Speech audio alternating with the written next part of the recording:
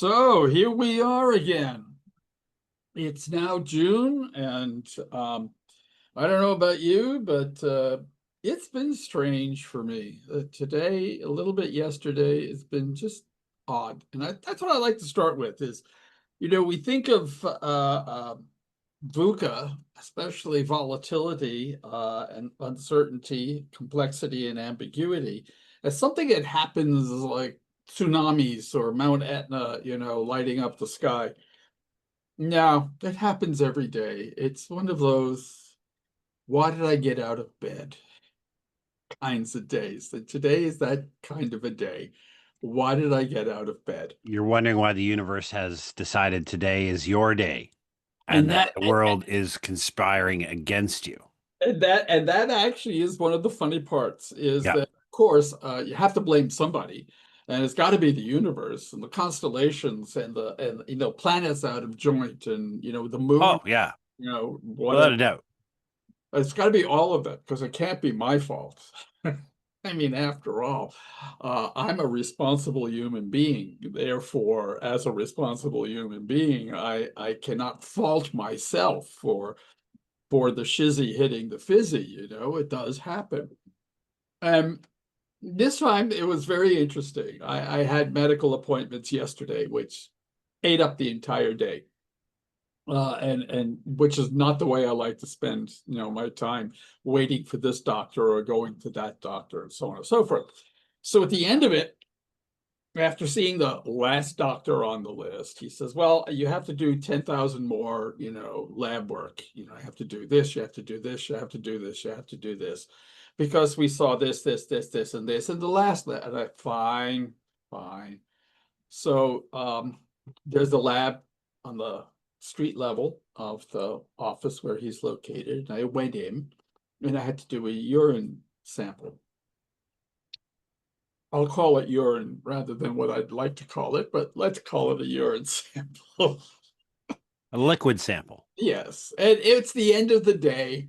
They're about to close. I want to go home. I've been wandering around, doing absolute nonsense for the whole freaking day. My body was killing me. My legs hurt, my back hurt. I just wanted to go home. I hadn't eaten anything worthwhile. And so I did my thing, left the sample, got on the TTC, started coming home. I'm on the streetcar within, a block of where my stop is to get off to go home. And I get a telephone call from the lab. You didn't leave enough. I said, excuse me. Uh, okay. You have to come back. And I said, and we're closing in 2 minutes. Yeah, obviously, I'm not going to come back now. So, I got home. I figured out they open at 8 o'clock in the morning, and got my act together, had my coffee, had my toast, and got, all geared up to go. And I arrive at 8:05. Now, you're too young probably to experience this, except maybe you're not. You reach a certain age, and every 2 hours when you're trying to sleep, you almost like clockwork, you have to go take a pee. Period. Full stop. Throughout the whole night, every 2 hours, I could almost chart it if I wanted to. So you go to bed at 2 o'clock in the morning, it's time. 4 o'clock in the morning, it's time. So I get to the lab, I get the little bottle, and she said, would you like to go? I said, no, give me about 5 minutes. So I sat there, no urge. What? What the hell is this? No urge. I'm sitting there, and it's like 45 minutes and absolutely no urge. So when I bought a bottle of water and I'm downing the water as quickly as possible, zero urge, hour and a half. And I'm sitting there going, what the F is this?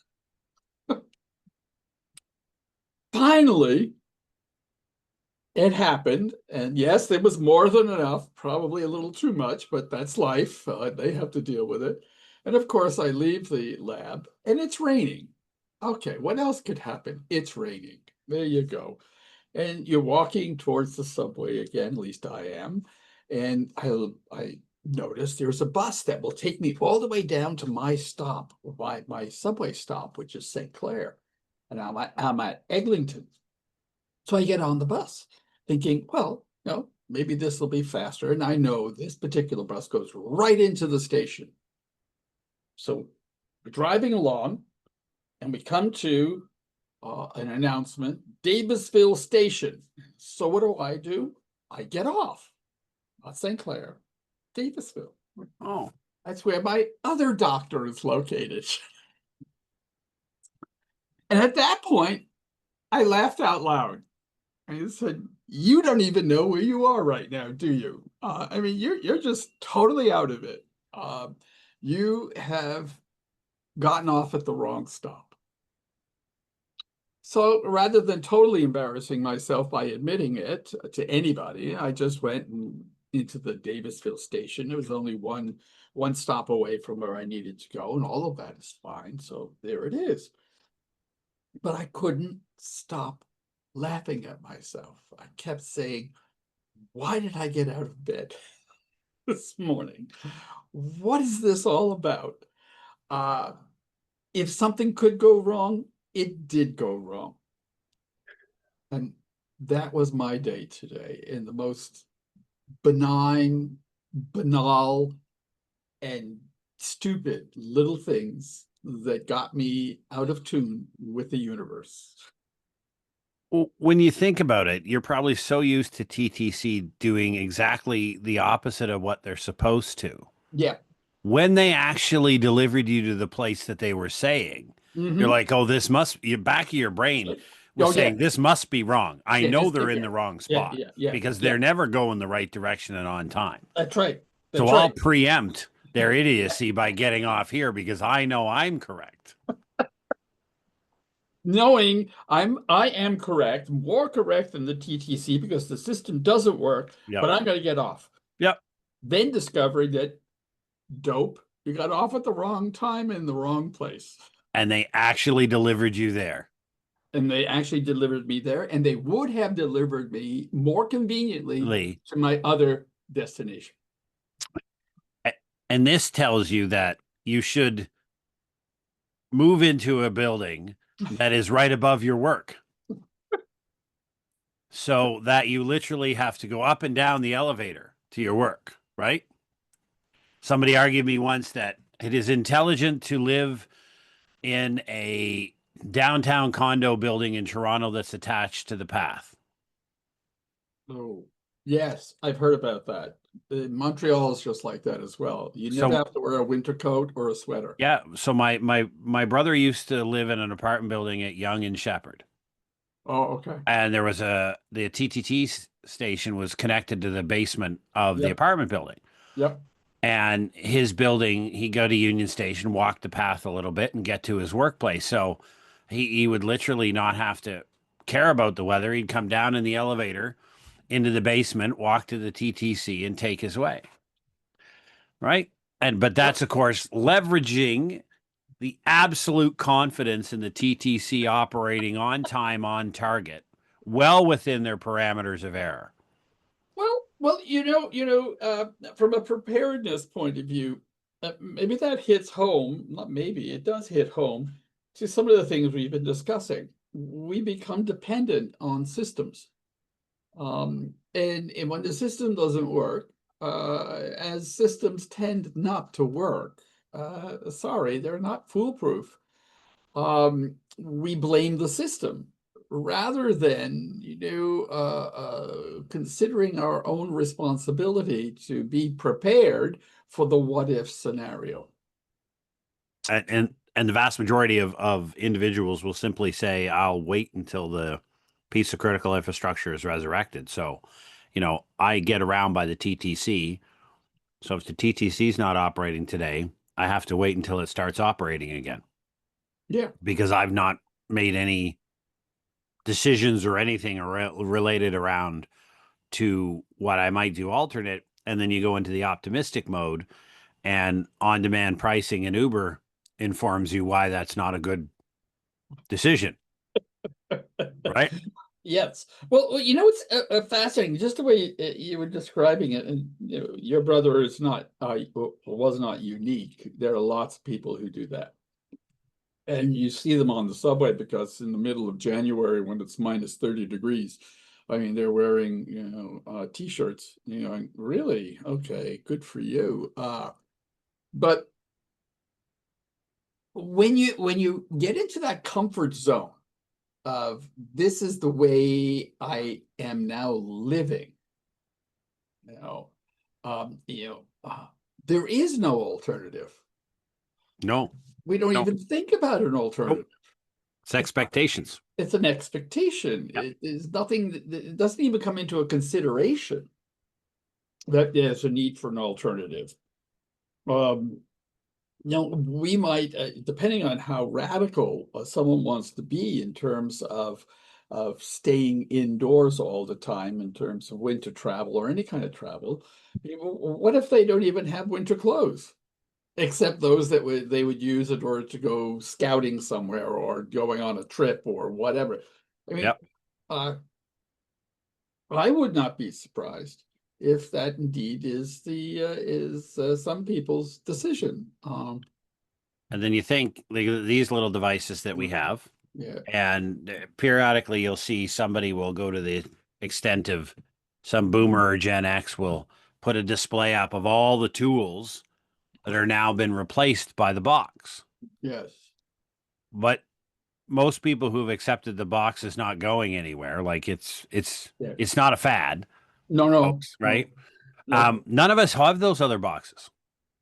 All those other things that was replaced by my smartphone uh is are gone. Like they're just gone. I'm not going to start a company for bedside alarm clocks, no, no, no.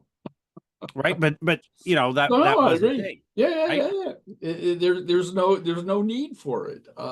There's no desire for it. I mean, we can go through a whole list of things as to why it would be a rather limited, I won't use the word stupid, though I could, rather limited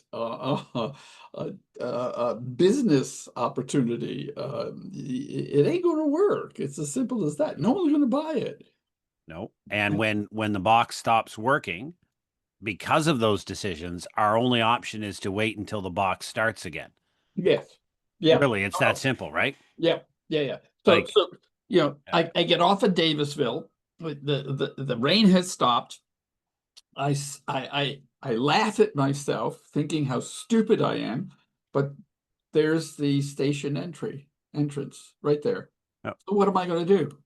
I'm not going to turn around and go back, which no, means I would admit that I made a mistake. yes, no, not at all. Nope. No, there's an ego there that's Yeah. not allowing me to do that.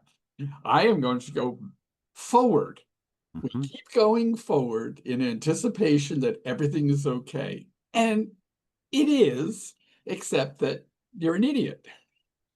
Yeah. You know, Yeah. And you're walking along going, I could have avoided all of this. all of this. None of this was necessary, Nope, not a thing. irrespective of how enjoyable a nice little walk might be. I could have avoided all of this. All of it. And you know, the only wrinkle on the day that I couldn't avoid, though I'd have to think about it, is sitting there for 45 minutes to an hour waiting to take a pee. And for somebody who does this almost uh, regularly, scheduled at 2 hours at a time, and I'm going, I've been up since 5. What the hell's going on? Sometime concerts on demand are hard to produce. Well, you know, the psychology, and if I could use that term, or even the physiology of it is, I needed to do this. Yeah. And now we get to the opposite side. When you actually must do something, Yeah. we react against it, whether it's emotionally or psychologically or physically. It's a Mhm. case of, oh, well, you may need to do this, but I, your body, am not going to do it until I'm ready. Yep. You know, Yep. the separation of mind, spirits, and body. They all work in different spheres, and that's also part of the complexity of life. And it's also a lot to do with how tired you are when you don't think about that, right? Exhaustion Yeah, is a real yeah, thing, and a lot yeah, of people are trying to juggle way too many things at one yeah, time. yeah, yeah, I yeah. mean, I've had a tough day. I mean, I dragged myself off of the massage table to get home in time for this conversation, and I actually fell asleep. I didn't snore, or at least she said I didn't snore, but I fell asleep on the table, and I'm like, wow, I think I need a nap. And then I had that existential question. I'm laying there going, could I slip her a $20 to let me nap in here for another half hour? But then what would I say to Victor? What excuse could I come up with to say to Victor why you know, I could, Uh, you know, I'm already yeah, painting the story here that I yeah, the won't, story to come up with. it's And yeah. and then I remember, no, she told me earlier she's got a full day, so there's 15 Oh, minutes on the calendar between me and the next person. So yeah. there is no nap time here. No, there is no, not here. No, so I got to get up, get dressed, gather my things, and leave. And I'm like, I just said to the lady at the front desk, I said, you know what, nap time is really good. But on top of that, today's the first golf round of the year. Ooh. So post surgery recovery has gotten to the point where I can safely swing a golf club. So this afternoon, I'm going out for my first 9 holes of the year. Now, I don't know how well it's going to go. Not from a score perspective. I mean, from a Oh, well, comfort that's nothing. Yeah, yeah, no, it's both perspective, right? comfort as well as tired and everything else that goes with it. Yeah. Yeah, interesting you say that because after meandering around different neighborhoods for close to 5 hours, 6 hours yesterday, that's more tiring than sitting down or digging a ditch or sitting down and working at a computer because you're wasting time, and we humans don't like that. It's especially those of us who are very professional in our orientation. Oh, So yes. my morning medical was at 9, my afternoon medical was at 2. What do you do between, and they're in the same district, same area? Do you go home and then come back? Give me a break. So you hang out. Did I bring a computer with me? No, but I had the stupid, this thing, Yeah. which of course is so small I can't see anything on it anyway. And so there was no work that's going to be done. No. But you're biding your time. You're trying to fill it in. You're trying to make it, well, reasonable. You're trying to convince yourself that you're not wasting time, but you're using it and you're being useful, all of which is a lie. I mean, we tend to lie. We lie to ourselves. I mean, Yeah. and we are the first offenders, when it comes to lying. We lie to Oh, ourselves yeah. more than we lie to anybody else. Oh, and the effort to which we expend to create a convincing argument to the person who knows the truth. Yeah. Oh, yeah. And We know the truth. well, we know the truth, but we spend Huge. tons of energy Yeah. trying to come up with some collective Oh, story, yeah. rationale, Oh, justification, whatever it may be, yeah. to the person who knows the truth. Yes. Oh, yeah. And it boggles the mind to think that we spend and expend so much energy around this subterfuge. Yeah. Now, it gets us back to one of our earlier conversations around Marcus Aurelius saying that comfort is an addiction. Yeah. Well, yeah, the comfort, an addicted person, a person who is addicted to anything, whether it's drugs or food or whatever, is someone who is constantly looking for comfort. And they justify it by rationalizing that this is good. Yeah. So something as silly and idiotic as sitting there all day in the sun, waiting for the next appointment without doing something useful, like finding a library or bringing your computer, your laptop with you, or even just going home. Damn it! I mean, that's a lot of energy between 9:30 and 2 o'clock. You're just sitting around. But the justification that goes on between the ears is just phenomenal. And Yep. then it gets worse. Like you said, you were tired today. And so I got home yesterday. I was exhausted. I did not want to eat. I did not want to cook. It was 6:15, 6:30. I said, I've had it. I went to bed. I was up by 7 o'clock. Yep. Not this morning, No, last no. night. Oh no, right away the body's like, nope, Nope, this no, ain't going to happen. You no. are We have a few not. things to Oh, a few boxes to check here before we're ready for that. I immediately went to the computer at my home office and I worked until 9:30. Yeah. All right. And I'm like, but you were tired. Your body was screaming at you to go lie down. Couldn't It's turn just, my head off. it's the same as watching the first game of the Stanley Cup final last night. Starts at 8 p.m. Went to overtime and ended at the very end of the first overtime period, looking like it might go for another one. And they play full 20 minutes. So we were near 4 hours from start to finish for this Ooh, hockey game. ooh, that's And a I'm like, I'm committed. oh There no. is no way I can live with myself if I don't stick with Yeah, this, if I yeah, don't stay here. So here yeah, we are, yeah. right? And so I'm smart enough not to drink coffee at 10 o'clock at night to try to stay awake Oh, to watch the no. hockey game. Yeah, yeah, yeah. But I'm sitting there using sugar, which is sometimes just as bad, Oh, right? I'm gee. trying to eat healthy, and here I am applying sugar into me to try to Yeah. stay awake so I can watch the end of the hockey game, knowing as soon as the hockey game is over, I want to go up to bed, lay down, and go to sleep. But the sugar is going to have the system pumping at such a rate that that's not going to be possible. No. And I'm going to be laying on my back, staring at the ceiling, asking myself why I ate so much sugar within a half an hour of me wanting to go to bed. And then going through this long, drawn out strategy of why it was a good idea, why it was a bad idea, Yep. what was I Yeah. thinking at the time. Yep. Yep. All of this keeping the synapse firing at an exceptionally high rate of speed, Yes. which totally defeats the ability of the body to get near REM sleep. Totally. Oh Yeah. no, no, no. There it was. If I could point to all the muscles in my back and my legs that hurt me from sitting on cast iron benches in the sun all day, while waiting to talk for 15 minutes to my second doctor. I I would have to do an entire chart of my musculature to just show you where all the pain was. And yes, I lay down, and yes, my legs were throbbing. My back was killing me. I didn't even want to watch TV. I didn't want,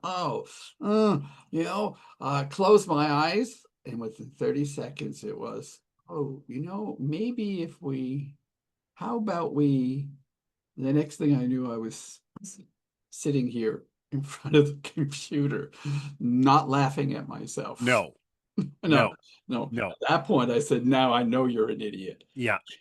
Yeah. Now I've confirmed what the one side of the brain has been arguing for quite some time now. Mhm.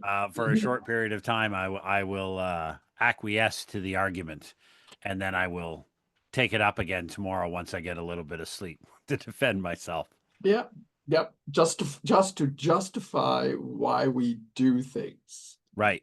Uh, And it's an argument that I was making in I was talking to somebody last night, setting up a panel discussion we're having later on this month on social capital. And we're just talking about like, why do we decide to live in a place that is nowhere near where we work, knowing that most of the amount of time we could save would be incredible if we mhm, just worked where we lived and lived where we worked. mhm, mhm. And she lives in northwestern Ontario in Thunder Bay. But most of her work is out in the small hamlets in the entire Ooh, Northwest. So a oh, good portion of her life is behind the wheel. on the road. Yeah. And she's like, yeah, I would love to live, but every week I don't know where I'm going. I don't know which place I'm going to. Interesting you say that because I have the opposite sense. From a functional and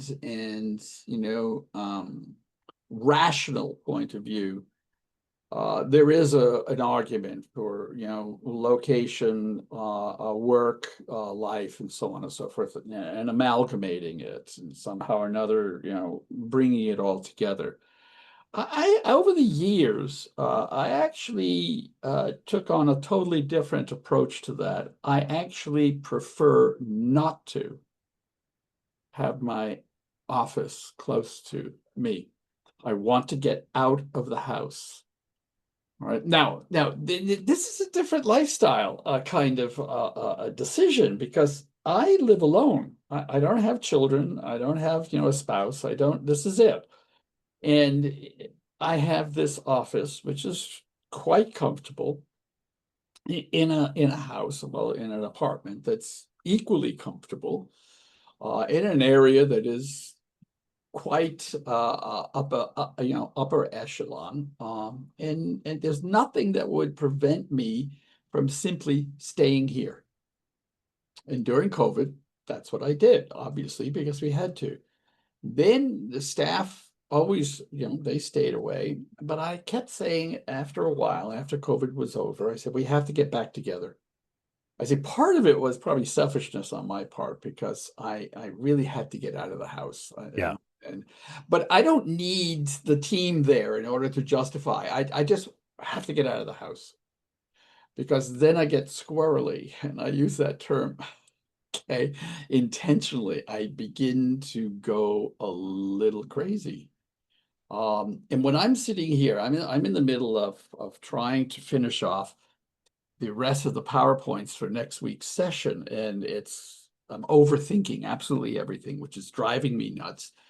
The stuff I'm creating, of course, in my own estimation, is beautiful, but the rest of me is saying, you have to finish it, damn it. You've got It's to a get grand work of art. It's a grand work of art that doesn't work because you have to finish it, damn. And you have to finish it.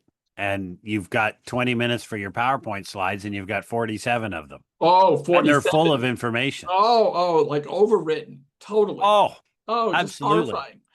It's horrifying. Anybody sitting through it and going, I feel sorry for them. So you say to yourself, I'm only allowed to keep one of it out of every four. Oh, I can't do that because I really do like time. I know it isn't that I like what I produce, although some of it is pretty interesting. I like the process of producing it. There's me, the No, academic. I agree. Yeah. It's like, to me, that's what galvanizes me. But sitting here, not going to the office, every hour, maybe 2 hours, I actually have to get out of the building. I have to walk around, the streets, like some vagabond, which in my neighborhood you have to be careful of because you get arrested. Because I'm not dressed up in any kind of special, but I if I don't do that, then I know I'm being stuck in my own overthinking approach to things. I can't. It's like being sucked into a vortex that requires you intentionally to get up and walk away. Yep. And a great example of the work home confusion was I listening to a presentation from now I might get the name wrong, Matthew Pegg. He was the Toronto fire chief during COVID. Oh, So he yes. was the voice. Yeah. And for a period of time, he in the beginning he wanted to stay isolated from his family, so the city rented him a hotel room Mm. downtown with joining rooms, one to work in and one to live Yeah. in. Right. And he said he made the absolute intentional rule that even a phone call, he would not take work in his home space Yeah. in the room for a Yeah. home. They had Yeah. converted a table and meetings and communications equipment in there. And then the guy had some serious threats to his life during COVID. So they moved in a 24/7 Toronto police force protection unit in another adjacent room to his workroom. So he had officers out in the hallway 24/7, and then he had people, a detail living in the room next to him. And he explained that one of the things that kept him sane was separating that work Yeah. rule. I have a colleague, not really a friend, but a colleague. He walks to work every day. He Hmm. works in home like I do. Right. Like he lives in a townhouse, and he gets up, puts a jacket on, throws his bag over his shoulder, and walks around the neighborhood for 15 minutes, comes back into his own house Yeah. with his coffee in his hand, Yep. and goes down into the basement office. Yep. Yep. And at Well, the end of the day, he does the same thing. He said, the end of the day doesn't sound like it makes sense. He goes, but that's my mental decompression yes. Yes. and flipping the switch from my work related Yeah. tasks to my home Yeah. related tasks. Yeah. Yeah. No, I agree 100%. That's a brilliant way of handling it. But as I say, I have to leave the screens for at least every 2 hours, just even if it's 20 minutes. Right? It doesn't Yeah. have to be long. I have to go and talk to somebody. So I talk to Superintendent Mike. He's crazy. I'm crazy. We have this stupid conversation. Then I come back. But I need the stupid conversation. Yeah. And it Yeah. is because I'm, super brilliant. It's just I've got to get all of the stuff out of my head Yeah. so I can come back and think. Yeah. And I like to do it, eat an elephant pieces at a time. So Yeah. when I have things to do in the day, they're in chunks. Like Yeah. I'm a ex-army guy, everything's scheduled in the calendar, but each one is a chunk of exactly the same amount of time. And Yeah. when that task is done, there's a break. Yeah. Yeah. No more than 2 hours, but it could be as little as 1 hour. I'm done this Zoom call. I'm going to go for the next 10 minutes is just ridiculous, dumb stuff, whatever it may be. Yeah. Yeah. To flush that, Yeah. whatever I was working Yeah. on out of the brain, Yeah. so that I can then approach and move into the next one. Yeah, actually, interesting as we're talking about this, we're talking about similarities, we're talking about other people and how they handle it. There's this, again, I get back to the word responsibility, especially in terms of preparedness. Right? We think if we have the foolproof plan, we're prepared. When in reality, you need an agile plan. You need something that's constantly able to be shifted. Yeah. And if you don't have the habit of actually shifting, getting up, walking away, even for 10 minutes, and then coming back, then you're locked into a concrete plan. Yeah. And that is exactly what you don't want. No, and this is what we've always tried to teach in the leadership side of planning in a preparedness environment is you train your people, not the plan. Yeah. Yeah. And so because you have no idea what's going to get thrown at you. So having an absolute perfect plan for absolutely Mhm. everything is near impossible. No, And it's right. a soul crushing exercise, anyhow, to try to Oh, figure out what I'm going to do in each and every incident. But what yeah. I'm going to do is I'm going to practice the people. Yeah. As a leader, I'm going to practice and train the people so that they have the skills and confidence to Yeah. navigate whatever it is that's thrown Yeah. our way. Yeah. So Yeah. my success in an organization is that I've got a great team, Yeah. not that I've got a bookshelf behind me full of Yeah. 17 different contingency plans. Yeah. But interesting. I'm thinking about this as a mental, emotional, psychological phenomenon as well. So even if we go, we try as best as possible, because that's what I prefer to do in our leadership programs. Is I want you to think about what it means for you to be or become a leader. It has nothing to do with what I'm saying. I'm no guru giving you here are the 12 steps. Different 12 steps to becoming a leader. But at the same time, we culturally, I mean, because of education systems and otherwise, we have this mindset that we have to have an assured plan. Now, the assured plan is not necessarily built around a sense of a mental mindset focused on agility, change, pivoting. All right. It's focused on what do I need to do under these circumstances here and now. And here's my list. Right.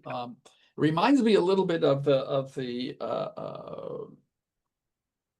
television shows where comedies in particular, where the water has broken and everybody goes into a panic and it's time to go to the hospital. And the man, usually, it has to be the man, usually goes into the panic trying to figure out, well, what did I do with this? Where is that? Where, yeah, well, and the poor pregnant lady just slapping him and saying, "Get in the car. I'll drive." Having done it twice, that resembles the truth.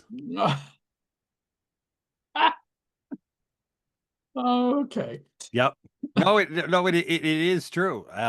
Having a plan, and when you realize you forgot her pillow, but you brought your snacks, you don't win. In your own little way, you do win. But she's got a favorite pillow for comfort, etc., and you left it on the couch, but you made sure that your favorite granola bars were in the bag, There you right? go. I took care of myself, right? I got to take care of me. Me's important. If I don't Well, take care of me, I'm no good to anybody else. And saying that phrase as you're staring at a woman going through labor oh, is not a recipe no, to move you up no, the no, important ladder, right? no, It's no, moving no. you up a different ladder. Yeah, yeah, yeah, yeah. You've just notched it somewhere else. Oh yes. Oh yes. Yep. Mm-hmm. Oh, yeah. Mm-hmm. And it's an area where you don't want to explore too much because you want to try to get out of it, you know. Well, you do, and it's a phrase that I use is learning to smile in the face of disaster. Hmm. And it's not smiling in the sense of I like to see pain and suffering.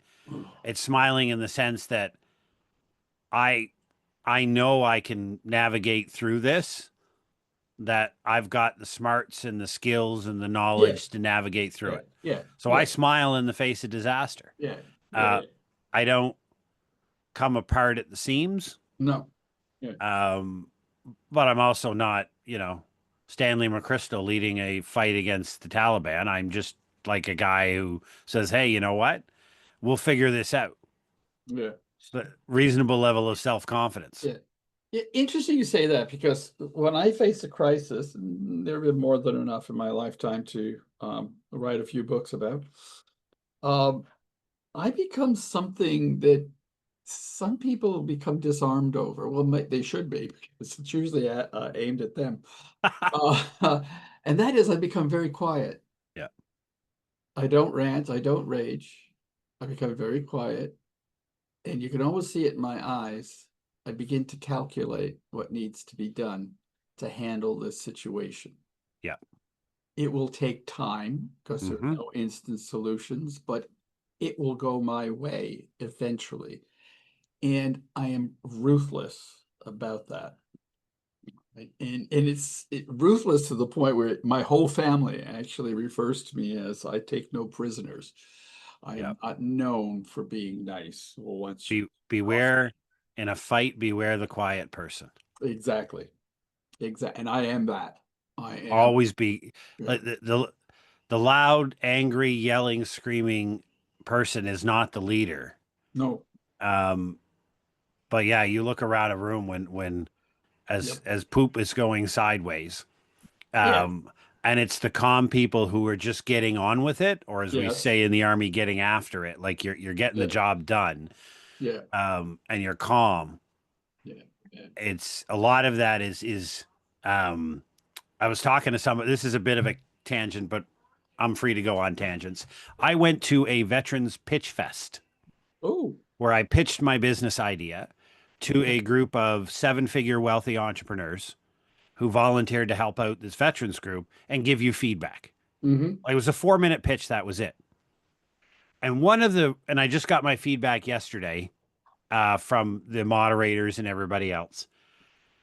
And one of them was repetitions or reps, right? Like when you have a sales pitch for your organization, you're going to do that many, many times, Mm-hmm. right? And Mm-hmm. as you do it more and more, you refine your sales pitch. It's Mm-hmm. called reps, just more and more reps. Right? If Mm-hmm. I want to sell something to a certain group of people, I need to go talk to 100 people that are in that group Yes. Interesting. to Yes. understand them. And it was Yeah. about reps. And Yes. so the calm people in stressful situations are people who have done reps. Yeah. Now there's a few extraordinary individuals who are just strange, but for the most of us, we've done that. We, like you said, you've got so much you could write a couple of books about. You've run reps on this. Like you've been in the crosshairs, you've been in the hot seat, Mm-hmm. and you run reps. And what they were telling me was somewhere in what you were talking about is probably a really good idea. Mm-hmm. You just haven't convinced anybody of Yeah. Yeah. what problem you're solving and how you're Yeah. solving it Yeah. and why Yeah. people should be interested. Yeah. And Yeah. it's this idea of repetitious. It's that old saying of we never rise to the occasion. We fall to our level of training, Yes. right? So when you Yes. have a four guys in the military that charge through the door to clear a room, it's Yeah. not because they're amazing superheroes. It's that they've done that 1,000 Yeah. times Yeah. to the point where their left thumb and their right forefinger muscle memory is so attuned they don't have to think Exactly. about it. Yeah. Yeah. Same with policemen, same with firemen, Everybody, Yeah. we have a set way to do this and we've practiced it 1,000 That's times. right. And people in crisis are the same way. Okay, I need to pause. I need to understand the environment. Yeah. I need to Yeah. think about Yeah. options, etc. I just found just the way that entrepreneur phrase it is, you just need more reps. Interesting you say that because one of the things when I'm working with young people who are trying to get their resume together to go for looking for jobs, I always caution them to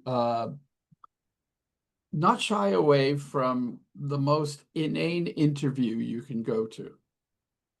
Doesn't matter whether you want the job or not. And I said, don't become a pain in the rear end to people who are looking to hire people. So be careful about that. There's a fine line here. But at the same time, it's about practicing your spiel. What is your story? So they call it reps. I said, you need to get your story done, or not down pat in perfect form, but you need to be comfortable. It's called self-confidence. You need to be Yeah. comfortable with what it is you want to say. All right. And a lot of people, a lot of coaches on the for people looking for jobs will say, go find out about the company so that you could pitch your idea to the company about them and why they should hire you. And I Yeah. go, well, wait a minute. Yes, you should do that. Do your homework. Don't never just go walking in there. But at the same time, practice. What is it that you want to say to the rest of the world about you? What's your script? And I don't mean read the damn thing. I'm talking about what an actor, similar to the situation in a different realm, obviously, what an actor actually does in preparation for getting on the stage. It's not about memorizing the lines. It's about becoming the character who then speaks the lines. That's a huge leap. And you know, it's that, when I was first looking for a job, leaving academics, it took 600, I think I distributed 600 resumes and had about 10 interviews before I got a job. And which was a job I hated, but I waited for a year in order to go get a job that I liked better, which is also a tactic, but let's not go down that road, at least not in this conversation. And what I learned through that experience is that it takes time to try to communicate what it is that's important to you. Right? In your head, in our heads, we know what's important. But what comes out of our mouth is not necessarily expressing what's between our ears. And when it's not well rehearsed, Exactly. it's a ramble. And a perfect example, I was on a Monday morning, or sorry, Tuesday morning, Monday night, 3 a.m. I had a board of directors Zoom call. It's for the International Social Capital Right. Association. We have Right. people around the world, Right. whatever. So it was my turn to be up at 3 a.m. right?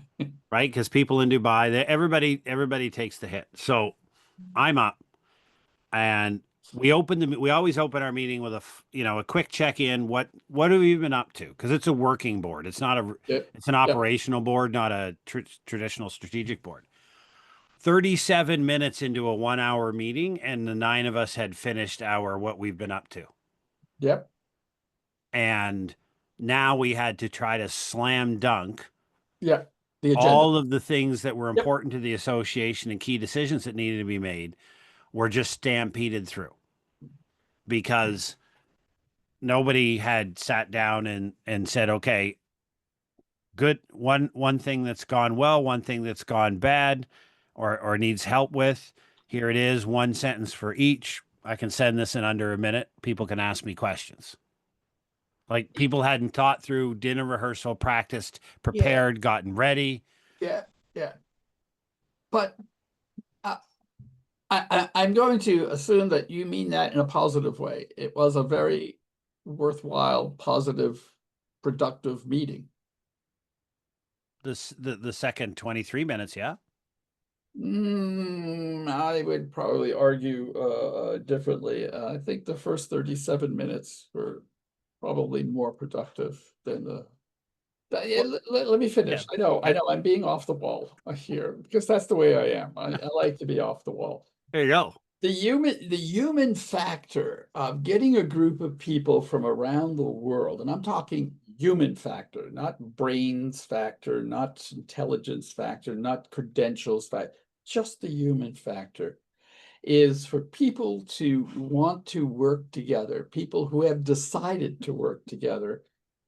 We work together as humans, not as walking portfolios. Yeah, And I always find it fascinating that uh, productivity is defined as an outcome, right? Whereas the outcome of that first 37 minutes is getting to know each other better.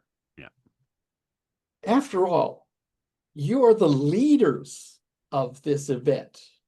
You're going to make it happen. And leadership is not a title, as you know. yeah. Leadership is not a rank, it's not a title, and you're all volunteers. And leadership is built on trust. You've got to be able to trust each other. And that's not done in the last 23 minutes. That's done in the first 37 minutes, where you begin to understand someone's point of view, their perspective, what they like, what they dislike, etc. We can go through a whole list on that. But and I'll be blunt, those last 23 minutes were probably very productive because of the first 37. Yep, absolutely. Could be because we didn't have to chit chat about what we each other was up to and each other's point of view on something because we already Right. understood it from the first 37. Exactly. Yeah. So when you have a list of things in preparation for an international conference, that's a case of, okay, who's going to do what and how is it going to be done? It's not a case of, do we have to talk about this until the cows come home?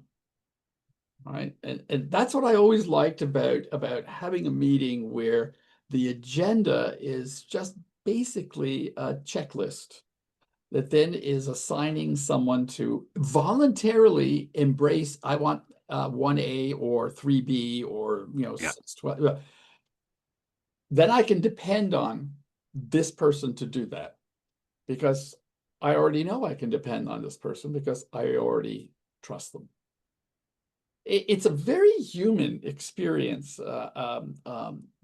meetings in particular, where it's productivity isn't necessarily just, which items can we tick off the list to say we've accomplished something. You've already accomplished within the first 30 minutes. Yeah, and it's very much like we were talking earlier um about, all the system working well together. And productivity is not just, like you said, a measurement of the output of, so much product per number of factorial inputs of labor and whatever. Mhm. It's about how well is the system working. Yeah. How well is the system functioning?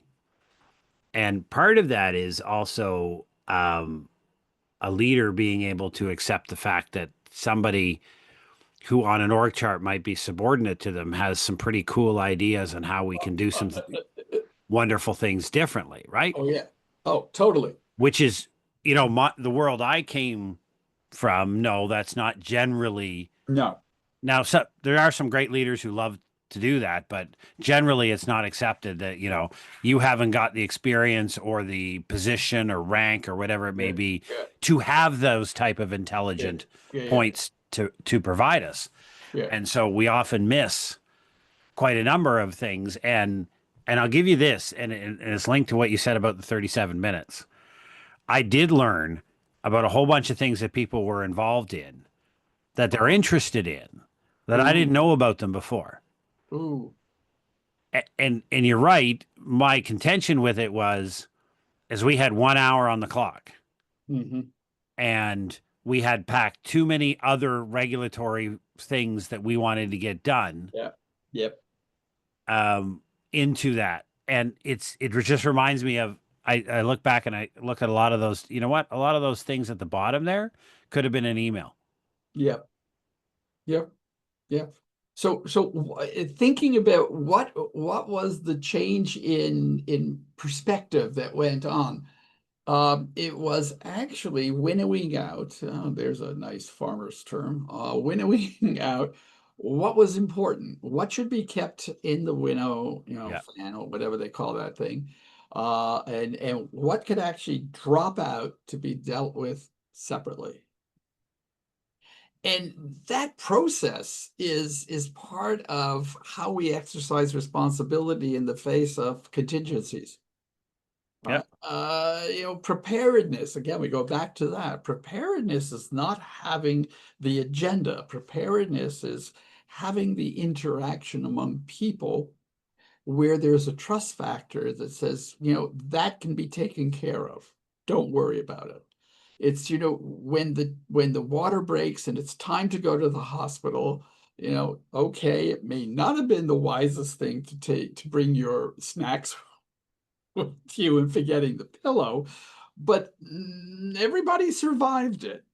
Yes. You were probably in the doghouse for a while, but you did survive it, and you now have a story to tell. Yes, and I did well because something else came along, and that the little boy took over all the attention, and everybody forgot about the bad things I did. There you go. All right. So you displaced the anger with happiness and joy. Yeah, Okay. It yeah. wasn't you, your wife did. Okay. Oh, that's why I love to say, hear guys say we had a baby. I'm going. Really, what did you do? I've been witness to a couple of these. Like I, yeah, yeah, There's yeah. no we in there's no we in No, that room. no. Me telling a pregnant woman to push is really helpful because that's what she wants to hear out of her husband's voice right now. Yes, yes. Short of trying to kill him, or Yeah, not kill pretty much. I want him. you to be angry at me, and I want you Yes. focused on me Yeah. because Yeah. I'm the cause of all this trouble. And so, get angry with me so the rest of it just kind of flies by. Interesting. Just the example you gave, and I was on the social work chaplaincy team at Sick Children's Hospital in one of my previous lives, and it was probably one of the most difficult and at the same time one of the most amazing experiences. And I am not going to go into too many details because it's not something I want to talk about. Not in crossing its privacy issues. It's just I don't want to talk about it. But there was a great incident. Little boy Joseph, he must have been 5 years old.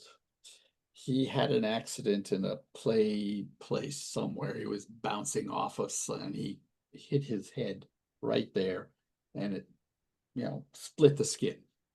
All right, Joseph. And so the nurse looks at me, and I'm not supposed to do this. I'm not medical professional.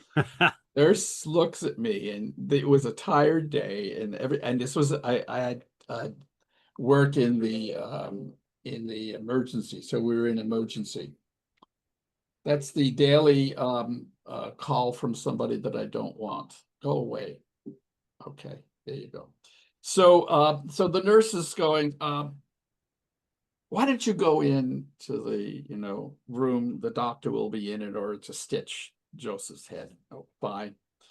So there's this little tiny kid, and he's got all wrapped up so his arms don't, and so on and so forth. And the doctor walks in and he looks like a 12-year-old. And I thought, oh, now I know why I'm here.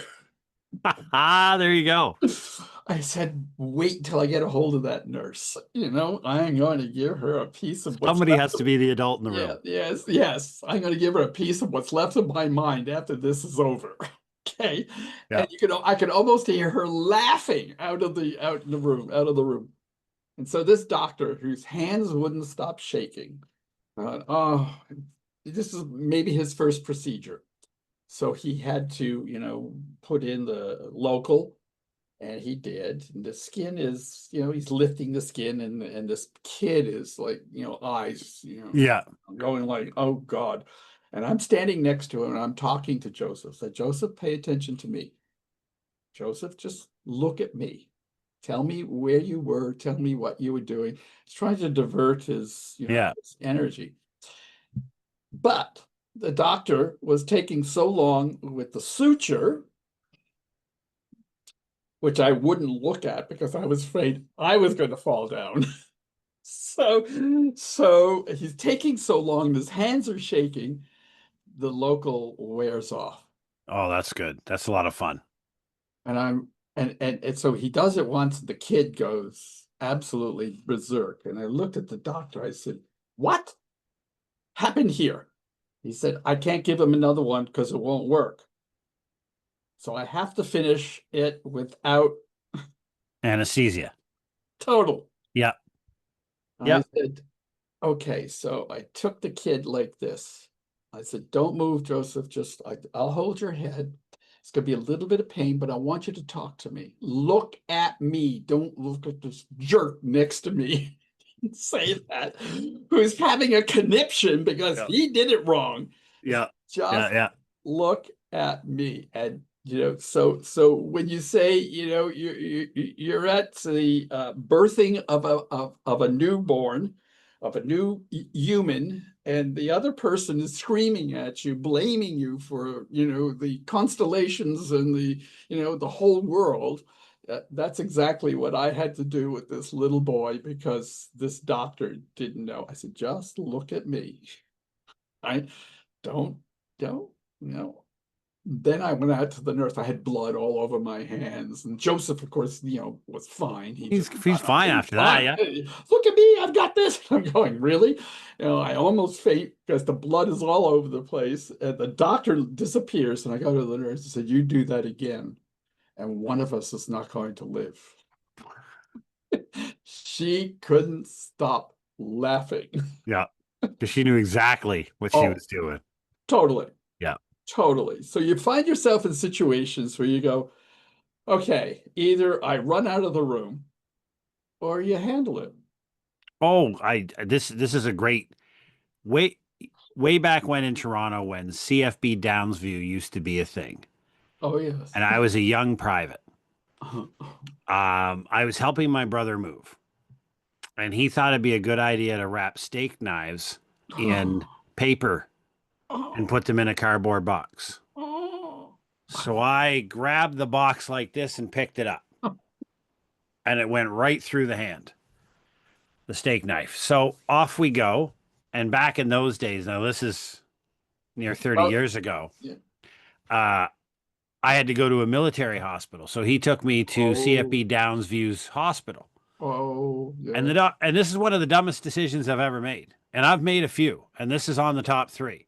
The doctor said I can put 2 needles in to freeze it and then 3 needles to stitch. Or we can just go ahead with the 3 needles to stitch. And I said, big, tough, young army guy, strap. And he pulled out the big leather strap and board and strapped the arm down Oh, yes. and 3 stitches in my hand. And I've done dumb things in 50 odd years I've been on this planet. And that was in the top three. That was, like you said, just like the second the first needle went in, I'm going, oh my God, I've Oh, made a horrible oh, decision. totally, totally. This is the worst thing I've ever done at this point. Yep. Why could I be so dumb? And how do I get out of this? And you can't. And there's no way out. Oh, no way out. And I'm just watching him tie it and pull it tight, Oh, and I can feel everything. oh, Oh yeah. even worse, you're watching it. See, I Oh, couldn't watch it. hey, I watch all that. Oh, Lord, no, Oh no, yeah. Like, no. yeah, I watch as much of the medical procedures done on me as I possibly can. I'm curious, right? No, no, I'm not. I had a this will really make you squeamish.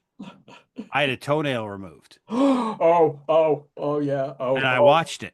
oh, oh, I've been there. Oh, Yeah. no. Do the ring block around the toes so you can't feel anything. And then I sat there and watched the doctor remove it. Yeah, nice. Was that your second most No, recent? no, that was cool because I couldn't, That was that was fine. That wasn't a problem. That was actually a neat thing to watch. The dumb decision was thinking I was tough enough to take stitches without any anesthetic. the things we do, and you know, there's a whole psychology, and we're going to bring this to a closure here because we're talking about really crazy things that we end up doing for reasons that are not necessarily rational, just just No, no, because. no, Why no. not? And it's not because we're a macho kid. It's because we do this all the time. I mean, it has nothing to do with age. It doesn't even have anything to do with experience, because experience says, I wouldn't do that again, except that we do. We do. And it's part of the human factor, the human nature. There are things that we intentionally forget because we don't want to relive them until we start reliving them. And then we go, oh, I remember this. It isn't going to be the same, is it? Yeah. And since we're telling horror stories for everybody talks about, and this is a very male thing, and we know this. Everybody talks about, oh, the horror of a colonoscopy. Are you kidding? The last one I had, um, I was so high. The anesthesiologist looked like something out of a boy band. No, not a boy band. He looked like, something out of AC/DC. I mean, the band. And he was just like flying all by himself. And he's getting me to fly. And oh,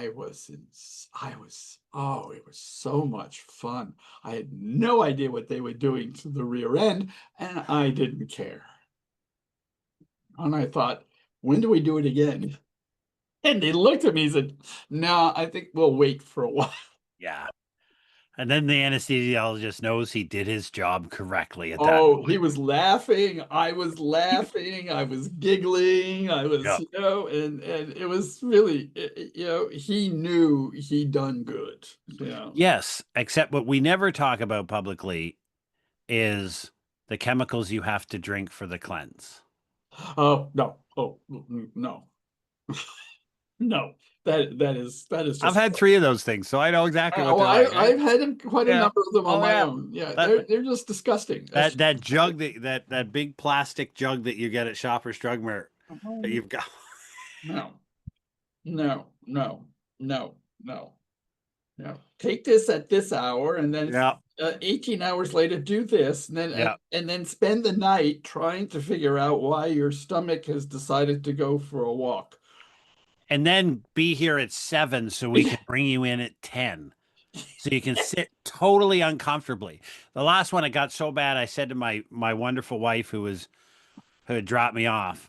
I texted her. I said, "I'm giving them another half hour, and then I'm done. I'm leaving. Like I'm not waiting anymore.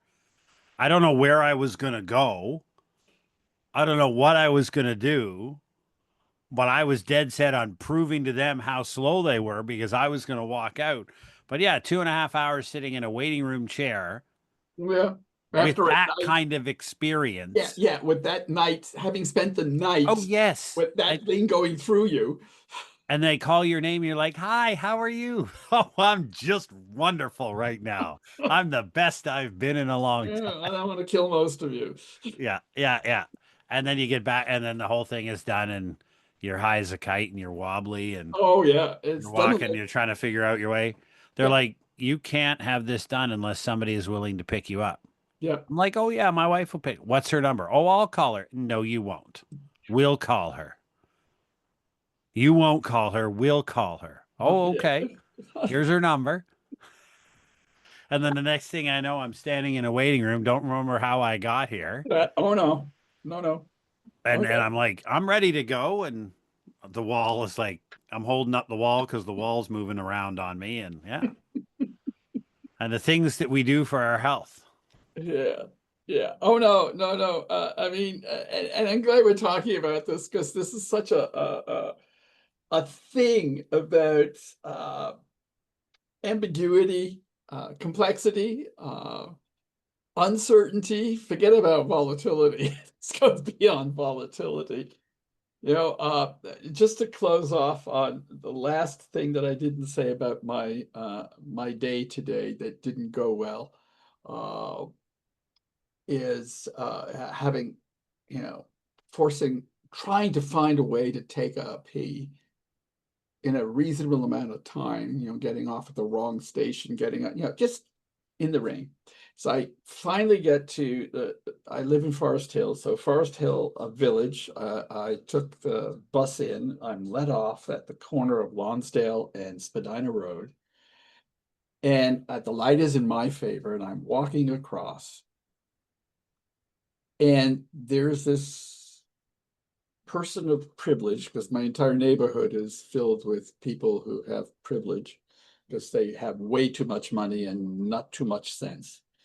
And I don't mean pennies. In his yellow sports car, comes zooming and wants to turn as I'm walking.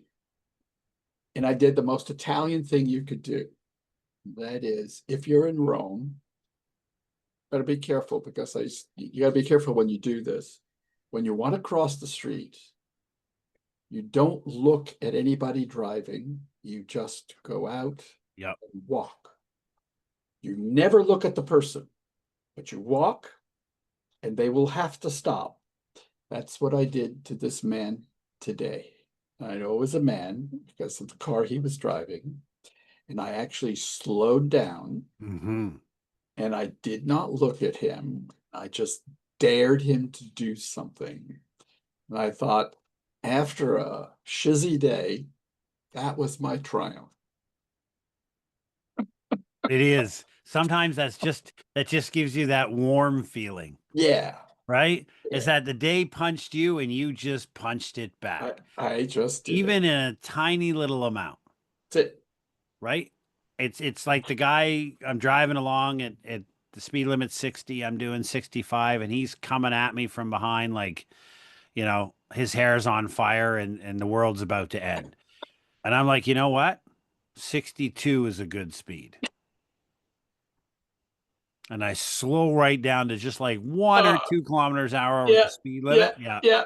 And I slow brake to the stop sign. And then I Oh, slow accelerated. oh, And he's so close that the proximity alarm on my bumper is going off because he's hanging out in my back door but I'm just like, hey, I'm just having a good day. I'm just going yeah, about where I'm going. yeah. I'm correcting the universe and putting it back to the way it should be in terms of my life. Yes. Because somewhere in the last short period of time, somebody gave it to me. Yes, And this is in some small part a little bit of a back at you. that's right. And that's what I did before I came home.